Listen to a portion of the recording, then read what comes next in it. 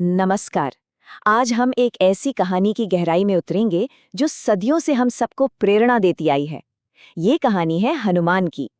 हम उन्हें सिर्फ एक देवता की तरह नहीं बल्कि एक ऐसे नायक के तौर पर देखेंगे जिसकी यात्रा आज भी हमारे लिए बहुत मायने रखती है। तो एक सवाल से शुरुआत करते हैं। एक ऐसा सवाल जो शायद हम सब ने कभी ना कभी खुद से पूछा होगा कि ताकत का, शक्ति का असली मतलब क्या है? क्या ये सिर्फ जिस्मानी ताकत है या फिर कुछ और, कुछ उससे भी गहरा? हनुमान की कहानी में ना हमें इसी सवाल का जवाब मिलता है। देखिए, हर महान नायक की कहानी की तरह हनुमान की कहानी भी एक असाधारण जन्म से शुरू होती है। एक ऐसी शुरुआत जिसने उनके पूरे भविष्य की नींव रखी। हनुमान का जन्म ना दिव्य और सांसारिक शक्तियों का एक अद्भुत संगम था। उनकी माँ अंजना एक दिव्य अप्सरा थी जिन्हें एक श्राप की वजह से वानर रूप में जन्म लेना पड़ा, और उनके पिता थे वानरों के राजा केसरी। लेकिन कहानी में एक और दिव्य मोड़ भी है। उन्हें पवनदेव यानी वायु का पुत्र भी माना जाता है, और तो और उन्हें स्वयं भगवान शिव का ही एक अवतार कहा जाता है, यानी उनकी रगों में असाधारण शक्तियों का संचार था। एक और बड़ी दिलचस्प बात उनके नाम में ही छुपी है। संस्कृत में एक शब्द है हनु, जिसका मतलब होता है जबड़ा। तो हनुमान का अर्थ हुआ बड़े या विशाल जबड़े वाला। ये उनके वानर स्वरूप की एक सीधी पहचान है। अब कहानी में एक बहुत ही दिलचस्प मोड़ आता है। एक ऐसा नायक जिसे अपनी ही अपार शक्तियों का कोई अंदाजा नहीं है। बचपन में हनुमान शक्तिशाली और बुद्धिमान तो थे, पर साथ ही वो बेहद नटखट भी थे। उनकी शरारतें इतनी बढ़ गईं कि वो अक्सर अपनी शक्तियों से ऋषियों की पूजा पाठ और ध्यान में बाधा डालने लगे। और यहीं से एक बहुत बड़ी घटना की भूमिका तैयार हुई। और बस यहीं से सब कुछ बदल गया। उनकी शरारतों से परेशान होकर ऋषियों ने उन्हें एक श्राप दे दिया। श्राप ये था कि हनुमान अपनी सारी की सारी दिव्य शक्तियां भूल जाएंगे। वो तब तक भूली रहेंगी जब तक कोई उन्हें याद न दिलाए। सोचिए, एक महानायक अपनी ही शक्तियों से अनजान। फिर कई सालों बाद जब सीता जी की खोज का सबसे मुश्किल वक्त आया, तब तब बुद्धिमान जामवंत ने हनुमान को उनकी भूली हुई शक्ति की याद दिलाई। और बस उसी एक पल में वो श्राप टूट गया और सोया हुआ नायक फिर से जाग उठा। तो अपनी भूली हुई शक्तियों को वापस पाकर हनुमान अब रामायण के केंद्र में आ जाते हैं। और यहीं से शुरू होता है उनका सबसे बड़ा और सबसे मुश्किल मिशन था राक्षस राजा रावण द्वारा अपहरण की गई सीता जी का पता लगाना। अब इसके लिए उन्होंने सबसे पहले अपना आकार इतना बड़ा कर लिया कि एक ही छलांग में विशाल समुद्र को पार कर गए। फिर लंका में दुश्मन की नजरों से बचने के लिए उन्होंने खुद को एक मच्छर जितना छोटा बना लिया।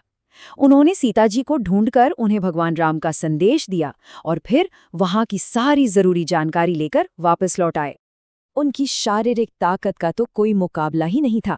इसका सबसे जबरदस्त उदाहरण तब देखने को मिलता है जब लक्ष्मण को बचाने के लिए उन्हें संजीवनी बूटी लाने भेजा गया। और जब वो बूटी को पहचान नहीं पाए तो जानते हैं उन्होंने क्या किया? वो पूरा का पूरा द्रोणागिरी पर्वत ही उठा लाए। तो यहाँ ये सवाल उठता है कि आखिर हनुमान में ये सब करने की इतनी ताकत आई कहाँ से? इसका जवाब उनके कारनामों में नहीं बल्कि उनके इरादे में, उनकी नीयत में छिपा है। उनकी शक्ति का असली स्रोत था भक्ति योग। ये प्यार और समर्पण का रास्ता है जहाँ कोई भी निस्वार्थ सेवा और अटूट विश्वास के जरिए ईश्वर से जुड़ जाता है। हनुमान इसी भक्ति योग का सबसे बड़ा प्रतीक हैं। उनकी भक्ति कितनी गहरी थी, इसका अंदाजा आप उनके इन शब्दों से लगा सकते हैं जो उन्होंने भगवान राम से कहे थे, जब मैं आपको भूल जाऊं तो मेरा अस्तित्व ही समाप्त हो जाए। इससे पता चलता है कि उनका अपना कोई वजूद ही नहीं था। उनका जीवन पूरी तरह से राम को समर्पित था। और इसी भक्ति ने उन्हें एक सिद्ध योगी बनाया, जिनके पास 8 महाशक्तियां थीं, जिन्हें हम सिद्धियां कहते हैं। लेकिन सबसे कमाल की बात यह है कि उन्होंने इन अविश्वसनीय शक्तियों का इस्तेमाल कभी अपने लिए नहीं किया, हमेशा दूसरों की सेवा के लिए ही किया। ये स्लाइड कितनी अच्छी तरह दिखाती है कि कैसे उन्होंने अपनी शक्तियों का सही समय पर सही तरीके से इस्तेमाल किया। लंका में घुसने के लिए अनिमा सिद्धि का इस्तेमाल कर खुद को छोटा बना लिया, और समुद्र पार करने के लिए महिमा सिद्धि का इस्तेमाल करके एक विशाल रूप ले लिया। है ना कमाल? लेकिन हनुमान की कहानी उनकी उस खोज पर खत्म नहीं होती। उनकी भक्ति का जो इनाम उन्हें मिला और दुनिया में उनका जो महत्व आज भी है वही उनकी विरासत को अमर बनाता है।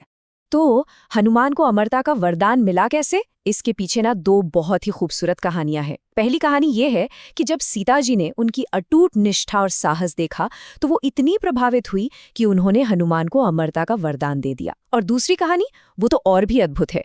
अपनी भक्ति साबित करने के लिए हनुमान ने अपनी छाती चीर कर सबको दिखाया कि उनके दिल में सिर्फ और सिर्फ राम और सीता बसते हैं। ये देखकर भगवान राम ने उन्हें अमर होने का आशीर्वाद दिया।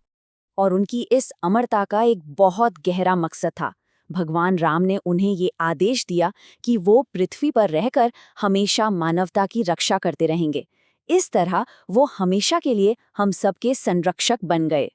और इस तरह हम घूमकर अपने शुरुआती सवाल पर वापस आते हैं। हनुमान की कहानी हमें यही सिखाती है कि असली ताकत जिस्मानी बल में नहीं बल्कि निस्वार्थ सेवा और भक्ति में है। तो ये सोचने वाली बात है कि निस्वार्थ सेवा को एक सुपर पावर, एक महाशक्ति कैसे बनाया जा सकता है।